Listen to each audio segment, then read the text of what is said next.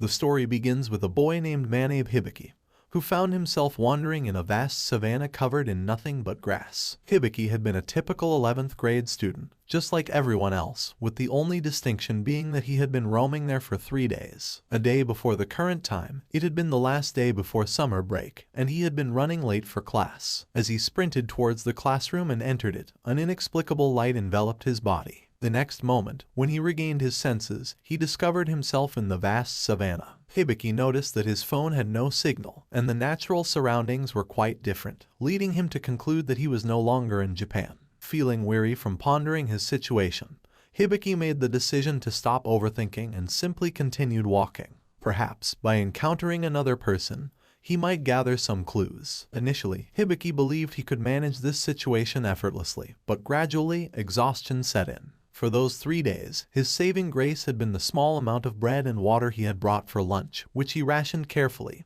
enduring hunger for extended periods. On the second day, Hibiki began to feel the chill as the weather shifted from the previous day's conditions. He continued to walk tirelessly, yet he couldn't spot a single person, let alone any animals. After 3 days, his supply of water and bread dwindled to nothing. Out of nowhere, a thought occurred to him, realizing the uncertainty of his life in this place, and he devised a plan for survival. Amidst the grass, he heard a rustling sound and spotted a pair of rabbit ears approaching him. He found it utterly adorable, especially because the rabbit didn't seem frightened of him. To his astonishment, a rabbit with horns emerged from the grass, catching him by surprise. The rabbit, by instinct, bumped into the first thing it encountered, which happened to be Hibiki's bag. This startled Hibiki, and he began to ponder the unusual occurrence. To his amazement, a screen materialized before him, informing him that he had used a level 1 skill called inspection. Hibiki became lost in thought, contemplating the unfamiliar terms skill and inspection. The screen provided him with the rabbit's name, Horn Rabbit. Realizing the uncertainty of his situation, he grew concerned about the potential danger posed by the horn and understood that getting struck by it would certainly not end well for him. At this point, Hibiki received a note indicating that the endurance level of the horned rabbit was similar to that of normal rabbits. This news brought him a sense of relief, knowing that he could take some action. With newfound determination, he attempted to punch the rabbit, and to his surprise, the rabbit got injured. Following his encounter with the injured rabbit, Hibiki experienced a brief moment of happiness, but it quickly gave way to sadness as he considered his predicament. He confided that despite being aware that there might not be any other option, he still didn't want to proceed with it. Out of the blue, he recollected the numbers he had seen on the screen just a few minutes ago. Initially, he assumed they wouldn't reappear, but upon reflection, he realized that they had appeared when he shouted loudly at that moment. He decided to try shouting once more, hoping to receive more information. To his surprise, this time, he received a different type of information. This piqued Hibiki's curiosity, leading him to consider checking something else to understand how this system worked. Hibiki decided to test the system further by attempting to inspect his bag. To his amazement, he discovered that he could check anything without vocalizing it out loud, simply by chanting inspect. This revelation opened up new possibilities for him to understand and interact with his surroundings. Hibiki observed that while the information about his bag didn't specify its material, at least he realized he could describe and quantify objects using this newfound ability. This knowledge provided him with a valuable tool to navigate and understand his surroundings better. Hibiki attempted to inspect the sky, but it proved to be impossible. However, when he inspected the ground, he received information about it. He repeated his attempts with the sky, horizon, and ground, but still only obtained details about the ground. This sequence of events left him feeling tense and puzzled. In an effort to make sense of this newfound ability, he decided to inspect himself. To his surprise, he discovered that his occupation was listed as a provisional inspector. This revelation added another layer of intrigue to his situation. Hibiki, while inspecting himself, noted that his HP were in good condition. He also noticed SP, which had been deducted, likely due to his use of the inspection skill. He calculated that 27 points had been deducted, and he deduced that each use of the inspection skill cost 3 points, as he had used it 9 times. This deduction allowed him to understand the resource cost associated with using this skill. Hibiki came across the next skill listed as inherency, but unfortunately, there was no explanation provided for it. Curious, he attempted to activate his skill called Eyes of Inspector, but to his disappointment, nothing happened. He had initially assumed that all he needed to do was shout out loud, and this realization left him feeling disheartened.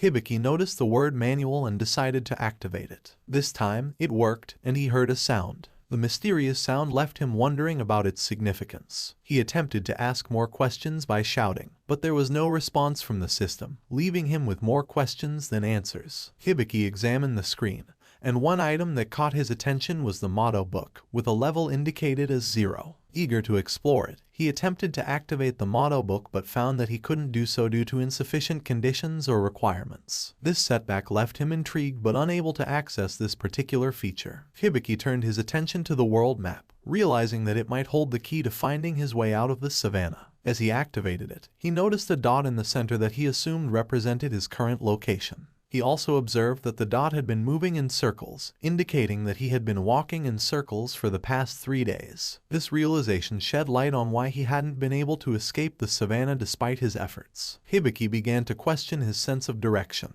but he decided to prioritize using the map to escape the savannah and head home. Suddenly, his attention was drawn to a title displayed on the screen, piquing his curiosity about what it might reveal. Hibiki was left stunned after reading the title, realizing that returning home was not an option because he wasn't even in Japan, and the location didn't exist in the world. This revelation left him perplexed, contemplating how he had seemingly transitioned to another world when he had simply opened his classroom door. The mystery of his situation deepened. Hibiki's concern turned to his classmates, particularly Amain and Kyoya, and he wondered if they had experienced the same phenomenon and were now in the savannah as well. However, he also realized that it had been 3 days, and he had yet to encounter anyone, which added to his growing sense of isolation and uncertainty. With the determination to find his friends, Hibiki made the decision to leave the savannah. He considered the direction from which the horned rabbit had come, assuming it might be the exit. After walking for some time, he finally emerged from the savannah and discovered a road ahead of him. Exhausted and in need of answers, Hibiki laid down on the ground, hoping to encounter someone who could provide information about the place. Suddenly, a wild dog approached, seemingly ready to attack him. However, to his surprise, the wild dog was struck by an unknown projectile. As he looked around, Hibiki spotted a golden-haired girl nearby.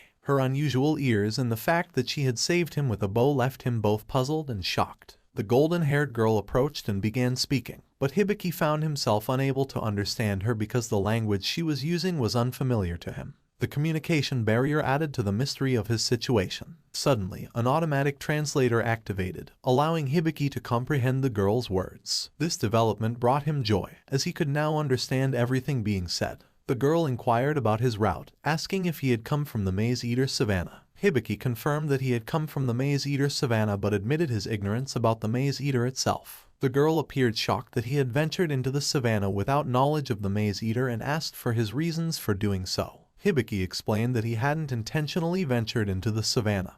He had found himself there unexpectedly. This revelation surprised the girl, leaving her perplexed. Meanwhile, Hibiki decided to use his skill to gather information about her. The screen provided information about the girl, revealing that her name was Emilia Stainbolt, a 56-year-old spirit archer. Hibiki was stunned by her impressive skills and abilities, realizing that she was far stronger than him. He was also amazed by her youthful appearance, which defied her actual age of 56. Emilia expressed her belief that Hibiki was telling the truth, but she remained amazed that he had managed to escape the savannah. She then proceeded to explain more about the Maze-Eater Savannah, describing it as a magical beast that resembled a landmass. Emilia described how the magical beast, the Maze-Eater, employed its skill called Endless Journey to bewilder and disorient people, leading them to become hopelessly lost within the savannah. Once they were exhausted from their futile attempts to find their way, the magical beast would absorb them as a source of sustenance. This revelation added a sinister layer to the danger of the savannah.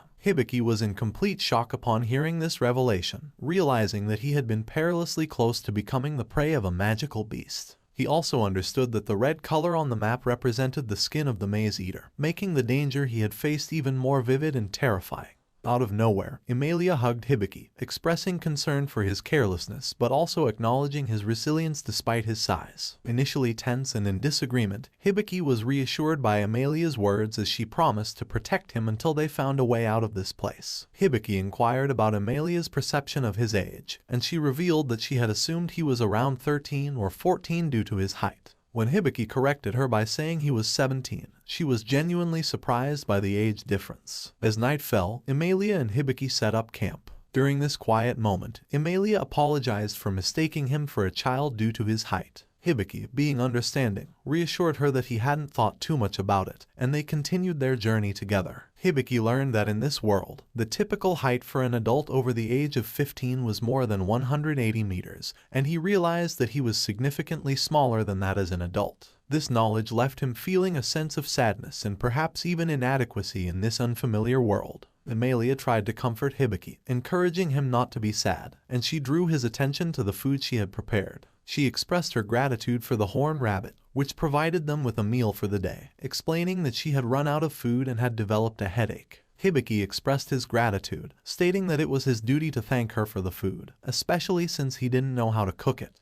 This exchange left them feeling equal in terms of favors. After they both enjoyed their meal, Emilia was surprised when Hibiki promptly fell asleep right after eating. Emilia was pleased to see Hibiki, finding him cute, and she noted that he didn't even put up a guard with strangers. This observation led her to ponder something deeper, perhaps about trust and the circumstances they found themselves in. Hibiki received information from the spirits about something important falling down in the east, piquing his curiosity. Emilia then explained her skill called Ears of Spirit, which allowed her to discern whether someone was lying or not. This skill provided them with a valuable tool for navigating this mysterious world. Emilia confirmed that everything Hibiki had said was true, and the spirits had identified him as the important thing that had fallen in the east. This revelation left Emilia pondering Hibiki's simplicity, his cute appearance, and the absence of any feeling of intimidation when she was around him. She seemed to appreciate these qualities. Emilia made up her mind to ask Hibiki about himself the next day, feeling that there must be something unusual about his situation.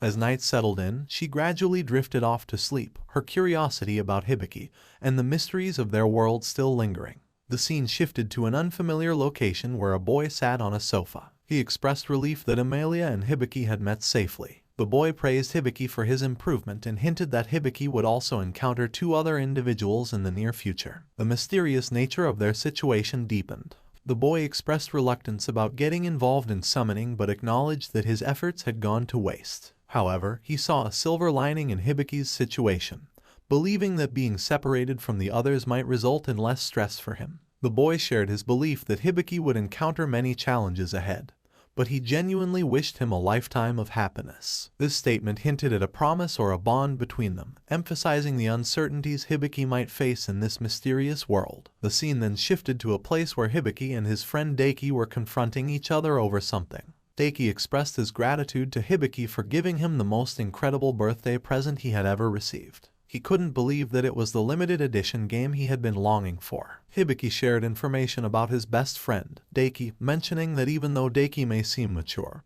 he was still passionate about games and anime.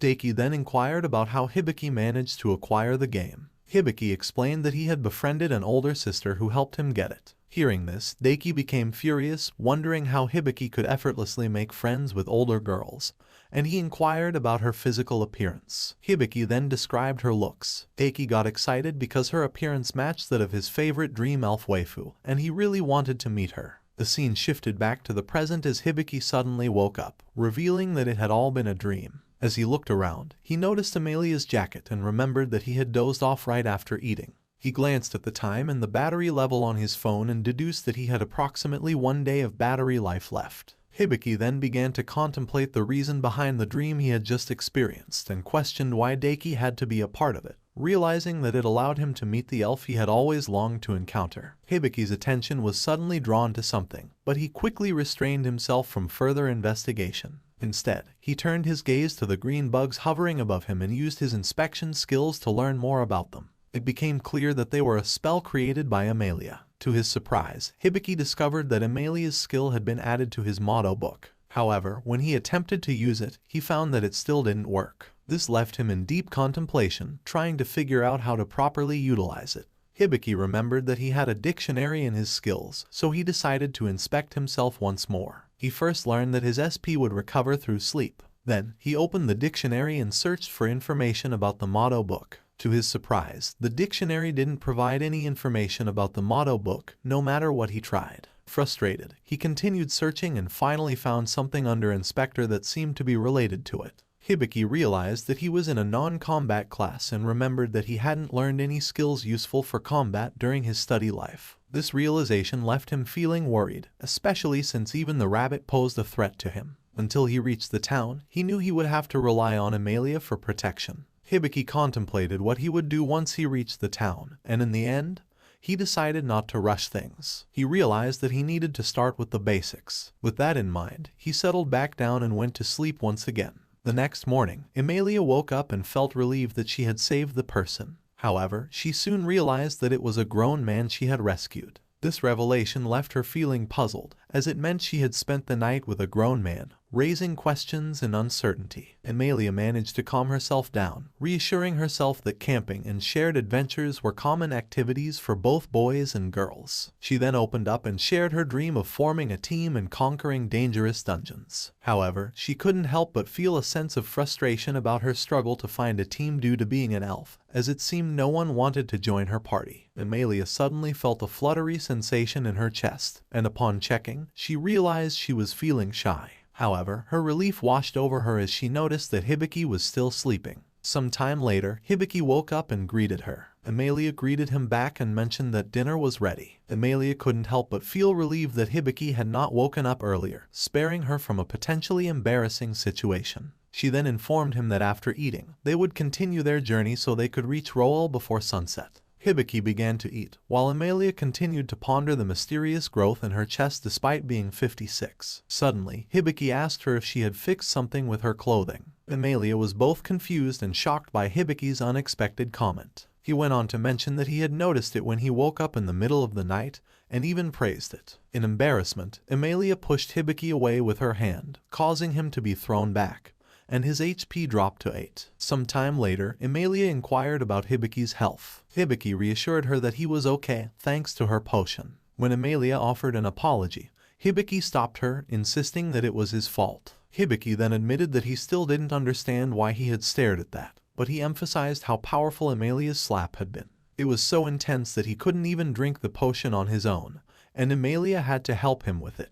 Hibiki inquired about the remaining distance to Roel. Emilia explained that they had to cross a forest to reach Roel before sunset, but she reassured him that she would protect him during their journey. Hibiki felt genuinely touched by Emilia's kindness towards him, even though they were strangers. He expressed his gratitude to Emilia for her assistance, and in return, Emilia welcomed him and asked him to help her whenever she might need it. As they entered the forest, Hibiki couldn't help but ask about the forest monsters. Emilia reassured him not to be tense, explaining that the forest monsters were all low-level and shy. She, being a high-level person, would deter them from attacking. However, she advised him to stay close to her for added safety. Hibiki happily declared that he would never leave Emilia's side and would always be with her. Emilia felt a bit shy but then suddenly realized something. She asked Hibiki about how he had sensed the low-level monsters, as it was quite a challenging skill to develop. Hibiki explained that he possessed a world map skill, which allowed him to sense the presence of nearby low-level monsters. Emilia was stunned by this revelation and mentioned that it was an extremely rare AA rank skill. Curious, Hibiki asked her about what AA rank meant, and Emilia explained that it was a very rare skill possessed by only a handful of people in the world.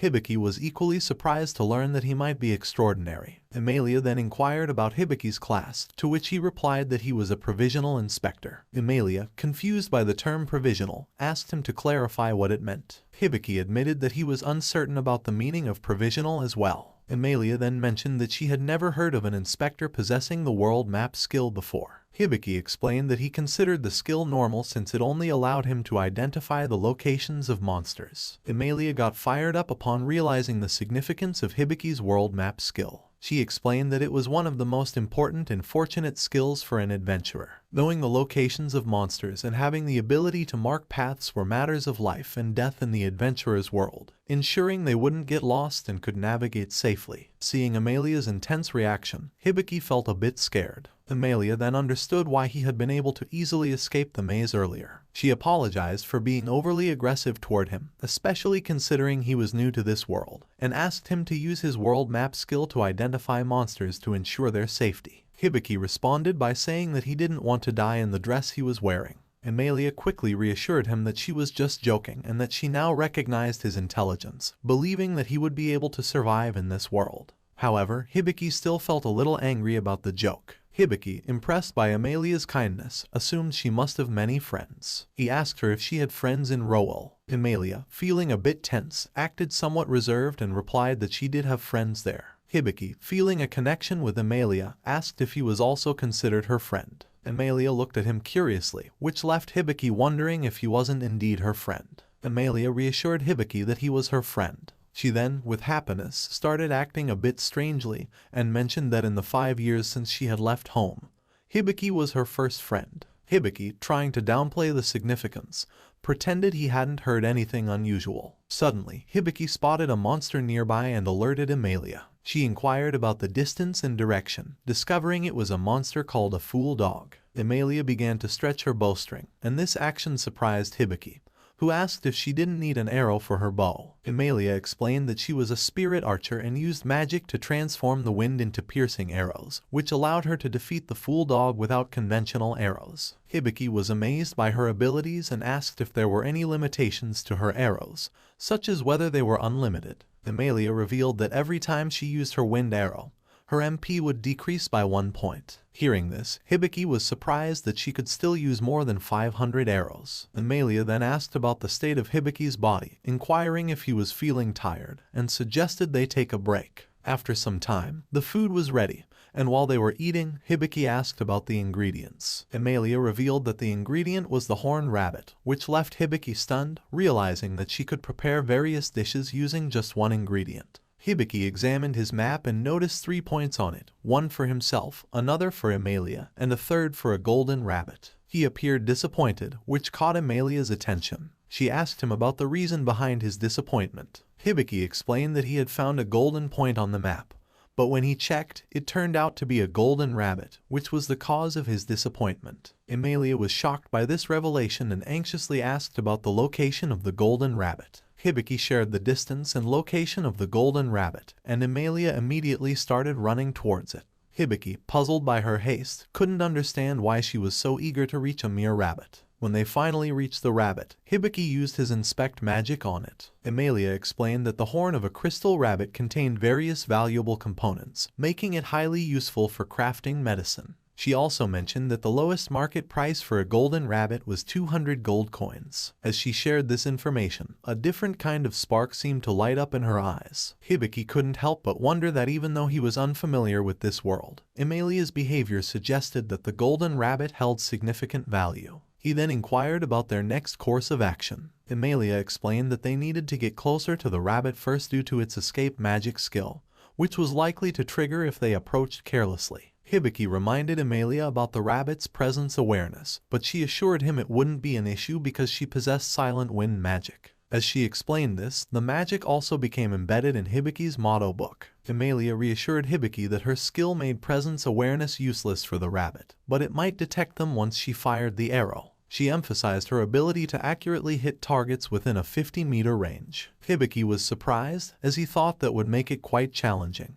Amelia credited Hibiki's world map skill for their advantage, and it was at that moment Hibiki began to truly grasp the importance of his own skill. Amelia also mentioned that adventurers needed this skill the most. However, she suddenly asked Hibiki if he knew about adventurers. Hibiki admitted that he had some knowledge about adventurers, but decided to search for more information. After reading about it, he realized that he might need to travel through many countries to return to his own world. Therefore, he asked Amelia about the likelihood of him becoming an adventurer. Amelia explained that becoming an adventurer was relatively straightforward. One could join a guild. However, in Hibiki's case, as a non-combatant, he would need to level up and assemble a team willing to fight on his behalf while he located monsters using his world map skill. Hibiki thanked Amelia for helping him understand the situation. When Amelia suggested forming a party with her, she seemed to quickly change her mind and started denying the idea. Hibiki was left wondering about her sudden change in attitude. Amelia had been considering finding a crystal rabbit to lure Hibiki into joining her party. However, Hibiki was genuinely impressed by her and expressed his willingness to form a party with her when he became an adventurer. Amelia's intense curiosity about catching the golden rabbit intrigued Hibiki, making him wonder about her need for money,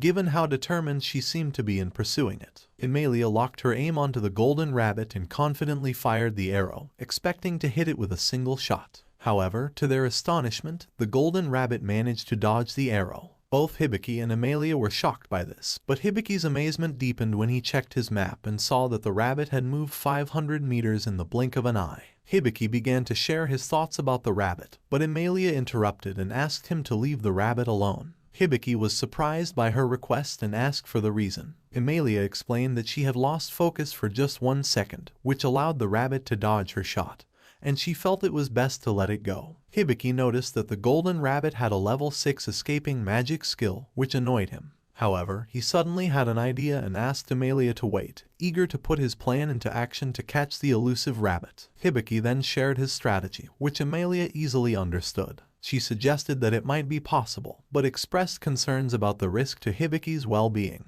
Hibiki reassured her not to worry, emphasizing the importance of the golden horn rabbit to their cause. He urged her to stay positive and continue. Hibiki then searched for the golden horn rabbit on the world map, and after a few seconds, he found its location. Now, we learn about Hibiki's plan. First, Amelia would utilize her plant magic to attract the golden horn rabbit toward Hibiki. This clever tactic relied on the fact that a level 10 golden rabbit wouldn't perceive a mere level 1 human like Hibiki as a threat. In reality, this is precisely what happened. The rabbit completely ignored Hibiki and went straight for the plant created by Amelia's magic. However, Hibiki couldn't help but feel frustrated by the rabbit's indifference. As the rabbit continued to eat, a large earth wall suddenly appeared around it. This wall, part of Amelia's magic, was a key element of Hibiki's plan. They then created an opening in the wall, and Hibiki positioned himself in front of it. Hibiki stood, fully aware that the golden rabbit, in its attempt to escape, would likely attack him without hesitation. The element of surprise was still on their side, but the crucial moment arrived when Amelia had to release her arrow with pinpoint accuracy before the rabbit could strike at Hibiki with its horn. The attack's accuracy increased significantly because the rabbit couldn't utilize its skills while attacking. Amelia then easily defeated the rabbit with her arrow. Afterward, Hibiki felt elated as everything unfolded precisely according to his plan. On the other side, Amelia rushed towards him to inquire about his well-being. Hibiki responded with a yes, but suddenly he appeared shocked and began acting strangely. Concerned, Amelia asked about the reason for his reaction. Hibiki shared that he was shocked because all of his skills had leveled up to level 2. Amelia was initially confused but then realized that Hibiki had used his inspect skill to check, and she explained that gaining experience would cause his levels to increase. Hibiki, however, became perplexed because he believed Amelia was the one who had killed the rabbit. Amelia affirmed that Hibiki was correct, but she emphasized that it was his plan and execution that led to their success. She explained that the experience was shared evenly between them. Hibiki found himself pondering the potential for leveling up while being part of a team of powerful individuals. Amelia felt ecstatic, having acquired the valuable 200-coin golden horn. Seeing her happiness, Hibiki couldn't help but share in her joy. When Amelia thanked him for the horn, crediting him for their success, Hibiki humbly denied the thanks, stating that it was her efforts that truly made it possible, and he should be the one expressing gratitude. Amelia then issued the order to continue their trip to town, where they could exchange the golden horn for money at the guild. However, Hibiki voiced his disagreement, pointing out that it was late at night by that time. Amelia understood the situation, and with no other viable option, they decided to set up camp for the night. Fortunately, they had also collected rabbit meat for a meal. Amelia handed the golden horn to Hibiki for safekeeping while she began preparing the food. The scene shifted to the next day, and after traveling for an hour, they effortlessly exited the forest. When Hibiki reached Roel town, he was amazed by its sights. Amelia informed him that Roel was the 5th largest city in Harabastia. Curiously, Hibiki inquired about the reason for the towering walls surrounding the city. Amelia explained that the walls were erected for protection against the monsters. Even though guards could eliminate the monsters, it wasn't sufficient, so the walls were constructed to enhance their safety. Hearing about the challenges of life in Roel City, Hibiki contemplated its toughness. Amelia then inquired about Hibiki's identification, specifically if he possessed any form of ID card. Hibiki replied in the negative and expressed concern about the potential trouble this might cause him. Amelia reassured Hibiki that there would be no trouble, as they could use the surveillance gate, but it would cost him 3 silver coins each time he passed through. Hibiki grew tense upon hearing this, but Amelia kindly offered to lend him some money to cover the expenses. Hibiki expressed his gratitude for the favor, but to his surprise, Amelia mentioned that the lent money would be deducted from his share of the prize money for the golden horn. This meant he didn't need to worry about repaying it separately. Hibiki couldn't help but interpret this as a sign that Emilia had a strong attachment to money. Meanwhile, Emilia was thinking that by covering Hibiki's expenses, he wouldn't face as many problems. When they approached the gate, the guard requested their ID cards, and they explained that Hibiki didn't possess one. The guard then instructed Hibiki to touch the orb, causing him to feel tense and uncertain. Hibiki glanced towards Emilia, hoping for guidance. Emilia assured him that it was a routine procedure and that there was no need to panic. Hibiki complied and touched the orb, and the guard allowed him to pass without any issues. The orb was designed to inspect people's intentions and actions, and it was clear that Hibiki had no malicious intent, allowing him to pass smoothly. As they entered the city, Hibiki was astonished by the sights around him, which resembled medieval Europe. Emilia quickly handed him a piece of clothing to wear, as his attire didn't match the clothing style of the town. After putting on the cloak and realizing it fully fit Emilia's size, Hibiki felt a bit frustrated. However, he tried to calm himself by reminding himself that he was still in the growing stage of life and would likely change in the future. Observing Hibiki's uneven behavior, Emilia inquired if something was bothering him. Hibiki initially brushed it off as nothing and curiously asked about the orb. Emilia explained that it was an inspection stone, but she gave him a strange look in response to his curiosity. Hibiki began to wonder if he had asked something inappropriate,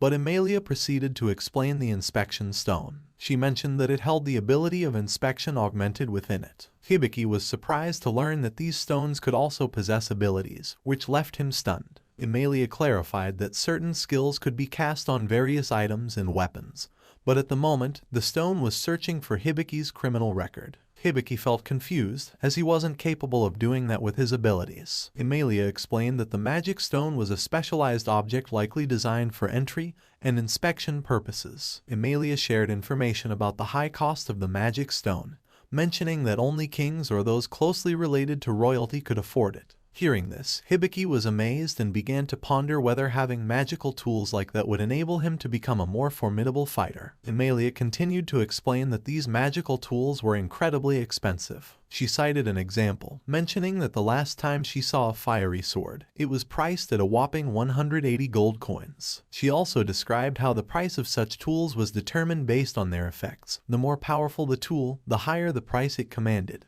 Hibiki, despite his embarrassment, couldn't help but wonder about the currency system of the world. He finally gathered the courage to ask Emilia about the actual worth of a single gold coin. However, Emilia's disgusted expression upon hearing the question surprised him. Emilia expressed her surprise at Hibiki not knowing the currency value, and Hibiki tensely admitted that he couldn't do anything about it since the currency in his world was different from this one. Emilia suggested that perhaps it was time for the currencies to be unified. Emilia explained that the currency in their world was called shubel and provided more details. After understanding, Hibiki shared that in his world, there were 5 types of currencies: steel, copper, silver, gold, and platinum. However, when he realized the prices of the horn and sword in shubel, he was left shocked, finding them beyond his comprehension. Hibiki expressed his understanding, and they continued on their way to the guild for exchanging. Emilia led him to a location and explained that it was the guild. When Hibiki saw the guild, he couldn't help but think that it resembled the administrative ministry department in his own world.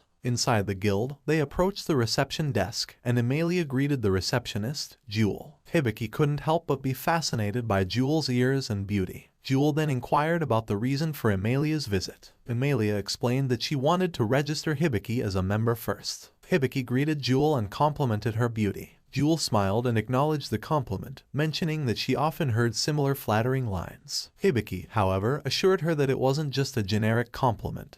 He genuinely found her beautiful. Jewel smiled once more and introduced herself, offering her assistance to Hibiki. Meanwhile, Hibiki pondered whether there were more beautiful girls like Emilia and Jewel in this world. However, his thoughts were interrupted when he noticed Emilia glaring at him, which made him feel tense. Emilia, in her frustration, urged Jewel to speed up the registration process for Hibiki. Jewel tried to calm Emilia, explaining that there was a misunderstanding. Hibiki, feeling confused, asked about the situation unfolding before him. Jewel assured Hibiki that it was nothing and encouraged him to proceed with his registration. Hibiki, however, sensed a shift in the atmosphere and became aware of the intense gaze behind him. Feeling a growing sense of fear, he decided to complete the registration as quickly as possible to diffuse the tension. Jewel confirmed Hibiki's name and profession, to which he affirmed the accuracy of the information and expressed his satisfaction with his translation skill. Jewel then asked about his age, and when Emilia mentioned that he was 16 years old, Jewel smiled slightly, finding him to look young for his age. Jewel continued with the registration process, and eventually she handed Hibiki a guild card and asked him to place his hand on it. As Hibiki complied, a bright light emanated from the card,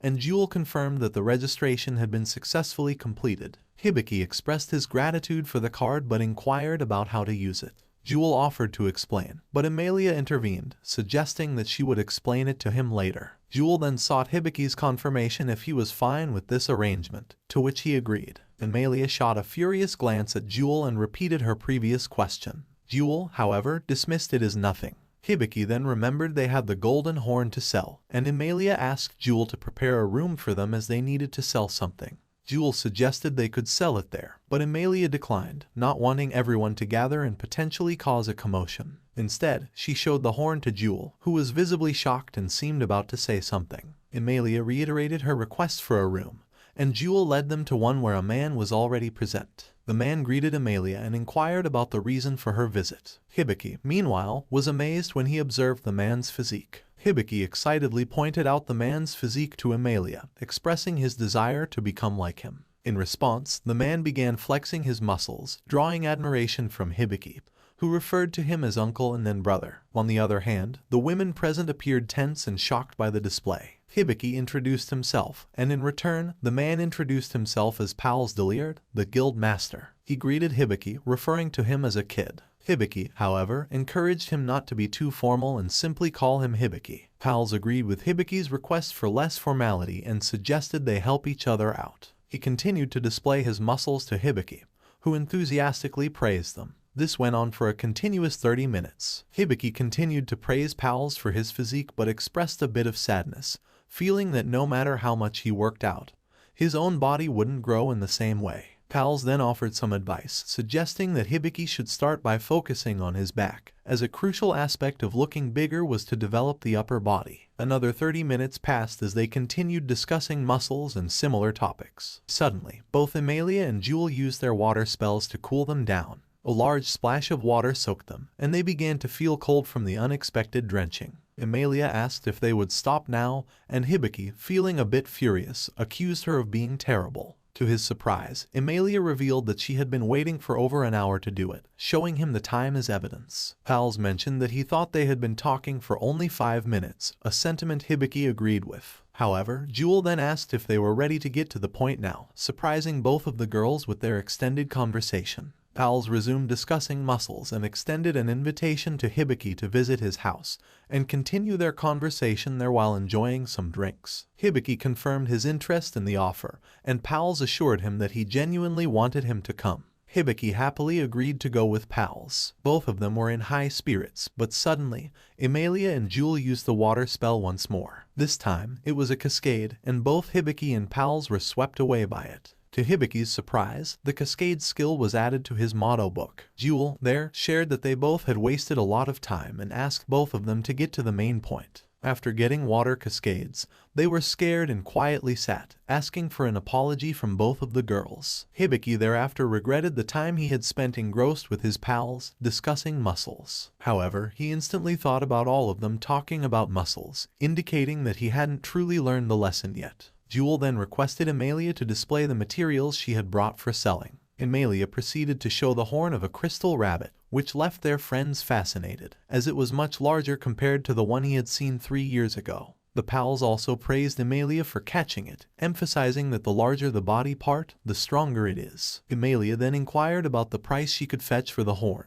Hibiki was surprised to see Emilia's bright smile while discussing the price. The pals then offered Emilia 400 gold coins in exchange for the horn. Hearing this, Hibiki got happy as it was double the amount Emilia had predicted, so he expected her to be pleased. However, to his surprise, Emilia showed disagreement right then. Emilia there, furious, told them not to make a fool out of her, as her pals had already told her about the horn he had, and her horn was 3 times bigger than his. He was only doubling the price. Hibiki was shocked to see this version of Emilia, as she was acting like a seasoned merchant. Jewel, the pals, and Emilia then engaged in a discussion over the price, with Emilia bargaining up and down. Finally, the pals agreed to give her 680 gold coins in exchange for the rabbit horn. But she wasn't done yet. She praised the Guildmaster Pals for his power, which left them with no choice but to give 700 gold coins in exchange. Emilia then happily shared the news with Hibiki, as if they were going to split the price, each receiving 350 gold coins. Emilia was pleased, thinking that now Hibiki wouldn't refuse to join her party. However, in reality, Hibiki was tense due to her earlier cruel behavior. Jewel then asked everyone to wait there while she finished the procedural work. But Emilia stopped her and first thanked her for remaining silent during the deal. She also inquired whether the deal price was more than the estimated price. Jewel smiled and agreed on that note.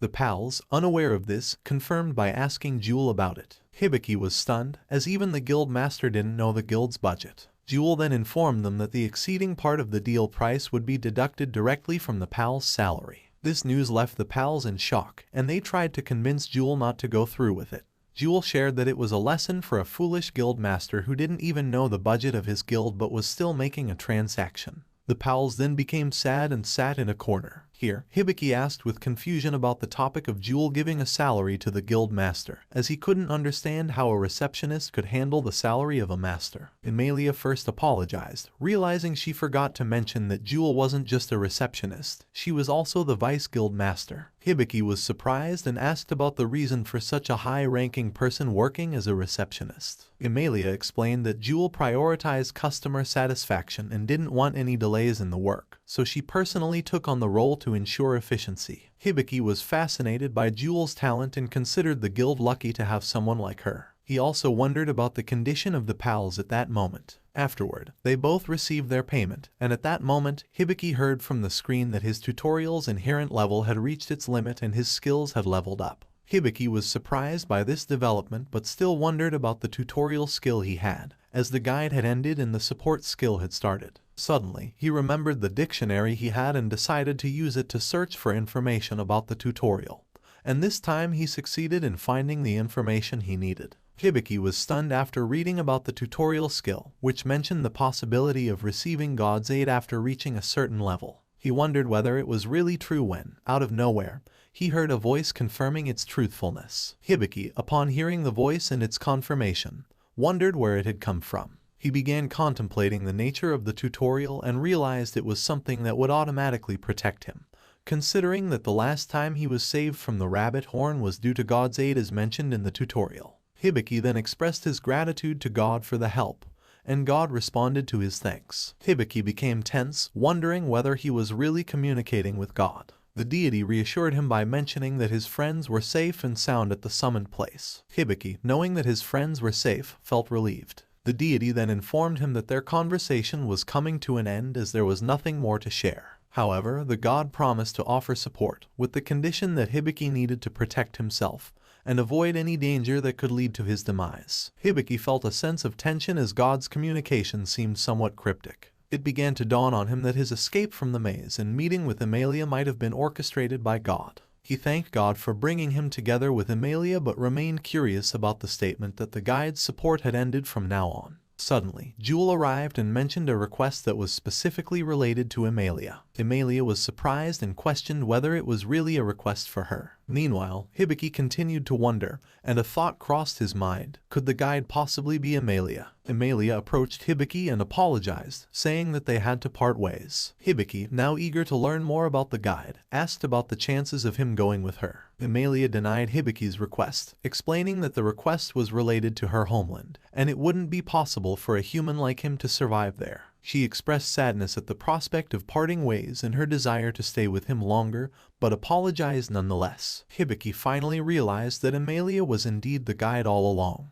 He shared his understanding with her and expressed his happiness, assuring her that she didn't need to worry about him. He expressed his deep gratitude for everything she had done for him. Emilia gazed sadly at Hibiki, but Jewel stepped in to provide reassurance. She assured Emilia that she didn't need to worry about Hibiki, as the guild would take care of him. The pals also joined in to reaffirm Jewel's words. Hibiki thanked his pals for their help, and they mentioned that they would start with the back muscles. Emilia became tense upon hearing this and expressed her trust in Jewel for Hibiki's care. Jewel took the responsibility upon herself and reassured Emilia to be tension-free. The scene then shifted to the goddess Smile Place. When they entered, Tanya welcomed them. Emilia announced her return, but Tanya noticed Hibiki and inquired about him. Emilia introduced Hibiki to Tanya, and Hibiki greeted Tanya warmly, receiving a friendly greeting in return. Hibiki admitted that he was once again stunned by the beauty of another girl, and wondered if it was also a part of God's arrangement. Tanya smiled and teased him, saying she didn't feel okay with Hibiki complimenting her in front of his girlfriend. Hibiki became confused upon hearing Tanya's comment, while Emilia angrily shouted at Tanya, clarifying the situation. Tanya, with a smile, expressed relief and remarked on how Emilia had such a cute boyfriend. Emilia asked Tanya to stop teasing her. Emilia furiously asked Tanya to proceed quickly. Hibiki shared his thoughts, mentioning that Emilia's appearance could comfort people, but it wasn't the case with her nature. In response, Emilia suggested that Hibiki could stay in her room since there were still 3 days remaining. Emilia packed her bags and, as she was leaving, she shared that she was going but that Hibiki had to take care of himself. Hibiki, with teary eyes, thanked her and saw her off. He was actually very sad about Emilia leaving, but he didn't want to show it. Emilia saw the sadness on Hibiki's face, hugged him, and asked him not to make those types of faces, reassuring him that it wasn't their last meeting. Hibiki then asked if she would return after completing her business, to which Emilia agreed. She explained that it would take at least half a year, after which she could come back. Emilia made Hibiki understand that he should focus on his own tasks instead of waiting for her. She also requested him to leave a note for her if he ever left the town and asked him to take care before parting ways. Suddenly, Hibiki's face lit up with a smile, and he shared with Emilia that he would take on many requests and become stronger so that one day he could travel with her anywhere. Emilia also happily responded, saying she would wait for that day, and then she left. The scene shifted to 3 days later, with Hibiki sharing that he had slept most of the time because he didn't have any threats at the hotel room. When he went to check the time, he realized that his phone had run out of battery, leaving him totally disconnected from Japan. Hibiki made the decision to go outside and be proactive rather than staying idle. Before venturing out, he checked all his stats and noted that his level had increased, although it still wasn't enough. The positive aspect was that his SP had increased, which offered some encouragement. Hibiki realized that he couldn't use magic power and had support abilities in place of it. He decided to find a way to level up his motto book and treasure chest since their levels were still at 0. While inspecting his status, he noticed a title named as Big Sis Womanizer and found himself wondering about its significance, as well as pondering his new abilities. Hibiki decided to search for information about his skills and titles using the dictionary. His first search was about the contract skill, which revealed that it allowed him to ensure that people would keep their promises. He then discovered that the medical book skill was available for healing himself. Hibiki suddenly heard a voice suggesting that he read the medical book and mentioning the cost of reading. Despite the cost, Hibiki decided to read all the pages at once. A large book appeared in front of him, and he felt tense, wondering if he would be able to comprehend its contents. When Hibiki opened the book, he was surprised as a voice activated something, and all the information started pouring into his mind without him having to read each page manually. Gradually, over the course of a month, he absorbed the entire contents of the book, with breaks only for sleeping and rolling on his bed. A month later, Hibiki purchased a new outfit for himself and expressed his readiness to embark on an adventure. While on his way, a man approached Hibiki and inquired if he wanted to buy potions. Hibiki inspected the potions, and as he did, the seller offered him a discount of 10 silver coins if he made the purchase right then and there. Hibiki considered the offer and decided to go ahead and buy the potions for himself. Suddenly, a recommendation came to use the contract skill, and Hibiki understood how it worked. He then expressed his desire to buy the potions and asked the seller to make it an equal deal. The seller agreed, and the contract skill indicated that the contract had been sealed. Hibiki then asked for the price again, and this time the seller mentioned that it was 5 silver coins. Hibiki made the purchase and thanked the seller. The seller thanked him back but suddenly realized what he had unwittingly done. Hibiki realized that the contract skill was indeed very useful, and would prevent him from being cheated by anyone. Suddenly, he received a response from the contract skill, leaving him stunned as he didn't expect the skill to respond on its own. Hibiki decided to name the contract skill as Sapo. He then went to the guild and greeted Jewel, who returned the greeting but mentioned that she hadn't seen him in a month. Hibiki inquired about his pals, and Jewel explained that one of them had received an order from the guild and had been out of town for about 2 months. Hibiki expressed disappointment over his pal's absence. Jewel asked about the work Hibiki had come for, and he explained that he was there to take a request. Jewel directed him to check the bulletin board for available requests, and Hibiki asked about the letters written on the board. Jewel was surprised that Amelia hadn't explained it to him. Hibiki clarified that Amelia didn't have the time to explain. Jewel then asked him to allow her to explain, and Hibiki agreed. Jewel went on to explain that the letters were ranks of adventurers, and the guild's requests were categorized according to their level. Jewel further explained that the payment for quests was based on the adventurer's rank. She mentioned that Hibiki could only take quests that were one rank below his current level, and since he was an F rank, he could take quests from E rank and below. Jewel also explained that there were two ways to raise his rank. One was by completing requests and earning promotions from the guild, and the other was by taking guild-held examinations and getting promoted by passing them. Hibiki thought that the second option sounded safer to him than the first. Jewel explained some of Amelia's situations to Hibiki, and he began to understand the challenges she faced. He expressed his determination not to give up on himself. In the end, Hibiki decided to choose the method of completing requests to raise his rank. Jewel agreed, stating that it was a good choice for him.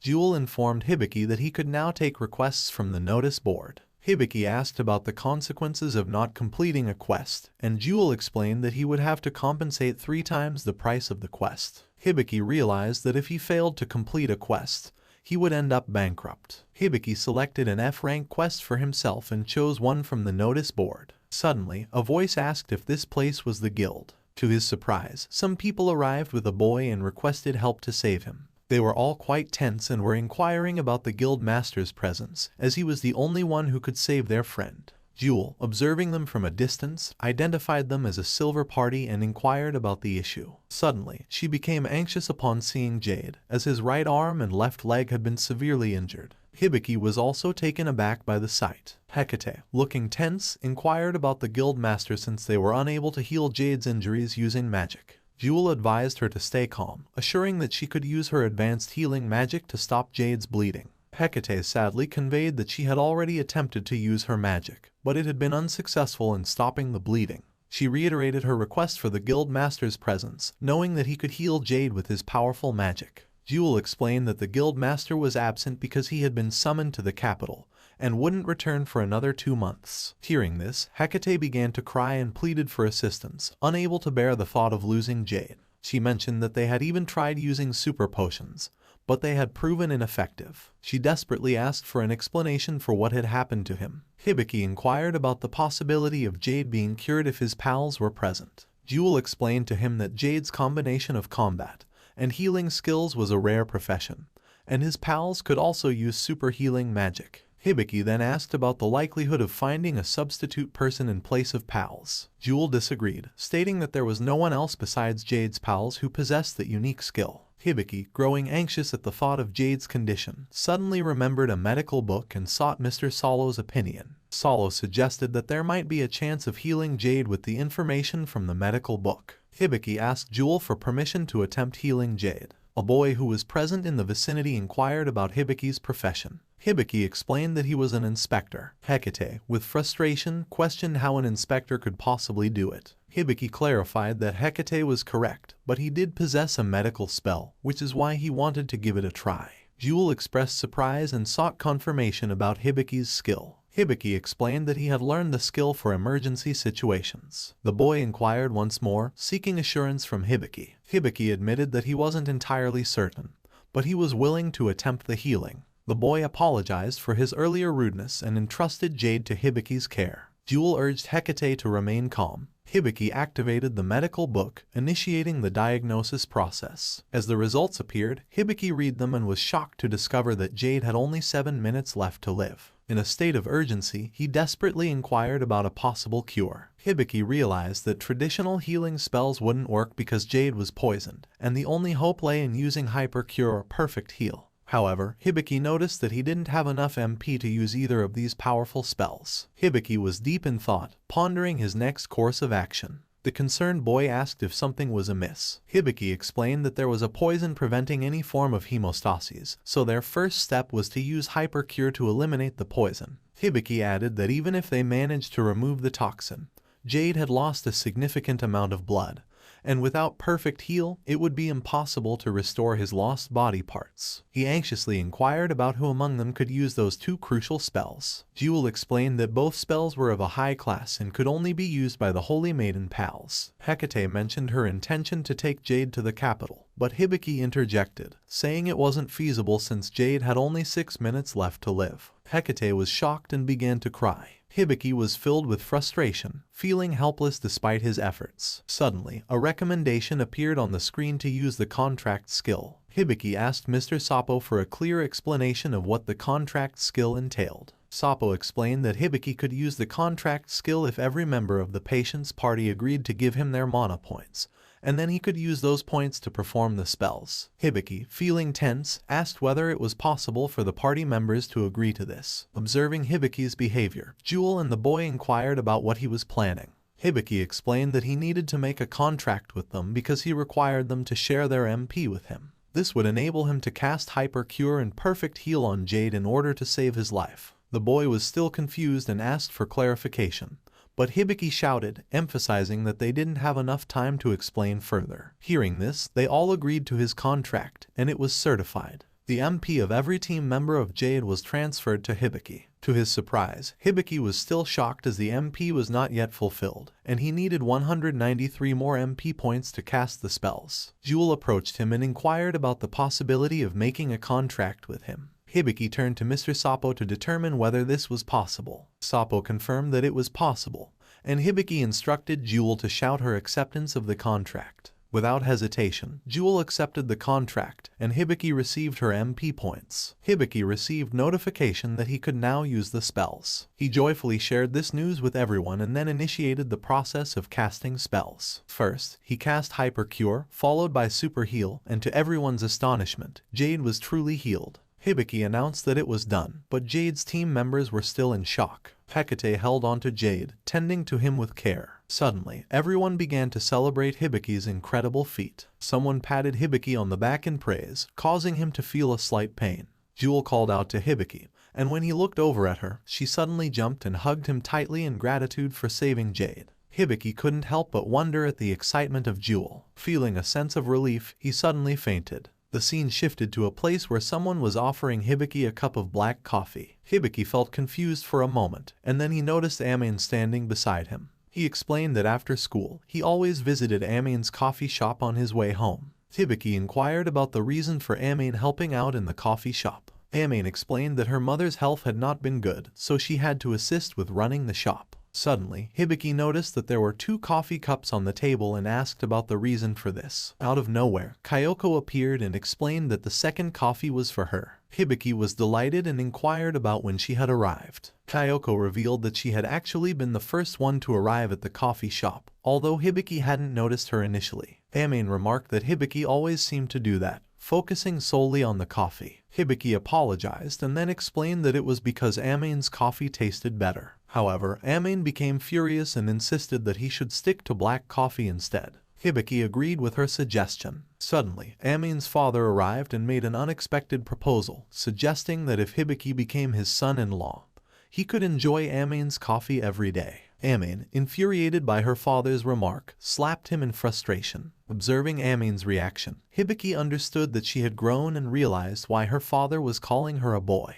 Kyoko expressed her opinion, believing that it was all due to Hibiki's qualities that Amane had changed and improved. Amane issued a warning to Hibiki, cautioning him to think carefully before making decisions, as he tended to get easily confused. She emphasized the importance of improving his conversational skills, considering it to be a dangerous weakness. Holding his collar, she angrily urged him to be more careful in his judgment because not everyone would be available to help him. The scene shifted, revealing that it had all been a dream of Hibiki's. He wondered about the significance of the words spoken in the dream and noticed that everyone had gathered around him, appearing worried about his absence. Suddenly, Hibiki's screen indicated that his level had increased to level 5, which took him by surprise. Jewel, who was sitting beside him, asked if he was okay. Hibiki inquired about the time, curious about how long he had been asleep. Jewel informed him that he was in the guild's room and that an hour had passed since he had passed out. Hibiki apologized for inconveniencing her, but Jewel disagreed, expressing her gratitude to him for saving Jade's life. A slightly confused Hibiki asked why Jewel was so concerned about Jade.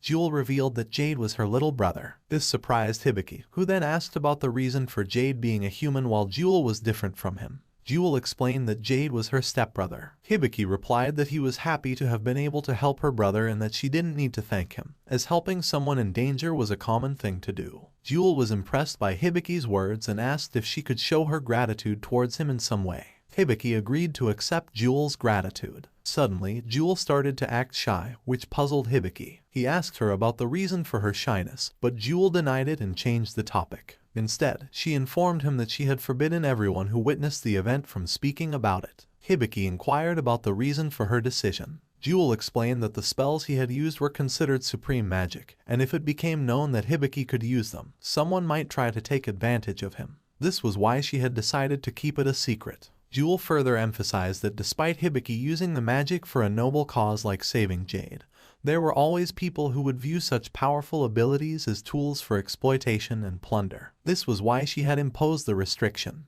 Hibiki acknowledged the potential danger and understood the significance of the medical book's abilities. Jewel reiterated her concern, noting that the incident of Jade being injured and brought to the guild was widely known. With his miraculous recovery, someone would likely connect the dots and realize that supreme magic had been used. She urged Hibiki to remain cautious, even if the name hadn't been revealed. Jewel then proposed an idea to Hibiki about joining a party. Confused, Hibiki looked at Jewel for clarification. Jewel explained that being in a party would offer him protection from others who might try to exploit his abilities. She suggested that he join Jade's Silver Banner Party, which was a B-rank party and could provide him with better protection. Hibiki, after understanding the situation, realized that he needed the party for his own protection. However, to Jewel's surprise, he declined her offer, explaining that there was something he still had to accomplish on his own. Jewel understood his decision. Hibiki inquired about the requirements for teammates or guardians that would make him more precise and safe. He also pointed out that the medical book was useless without a teammate with high MP points. Jewel suggested that a servant would be most suitable for Hibiki, but he misunderstood her